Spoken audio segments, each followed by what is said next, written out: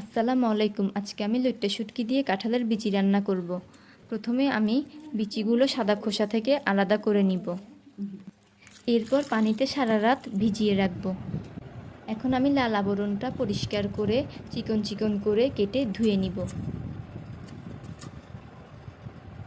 প্রথমে পাত্রে তেল দিয়ে এতে একে একে পেঁয়াজ কুচি, রসুন কুচি, কাঁচামরিচগুলো দিয়ে ব্রাউন করে কিছুক্ষণ ভেজে নিব। ব্রাউন হয়ে গেলে এতে লইট্টা শুটকিগুলো ঢেলে দিব। এবার একটি বাটিতে হলুদ গুঁড়ো, লাল মরিচ গুঁড়ো, ধনে গুঁড়ো, জিরে গুঁড়ো, লবণ এবং পানি দিয়ে মশলার একটি মিশ্রণ তৈরি করে নিব। পেঁয়াজ শুটকিগুলো ভালো করে ভাজা হয়ে গেলে মশলার মিশ্রণটি এতে দিয়ে কিছুক্ষণ কষিয়ে কাঁঠালের বিচিগুলো ঢেলে দিব। কিছুক্ষণ নেড়েচেড়ে পানি দিয়ে সেদ্ধ হতে দিয়ে দিব। হয়ে এসেছে, আর একটু পরে নামিয়ে নিব। ব্যাস তৈরি হয়ে গেল আমার লইট্টা শুটকি দিয়ে মজাদার কাঁঠালের বিচি।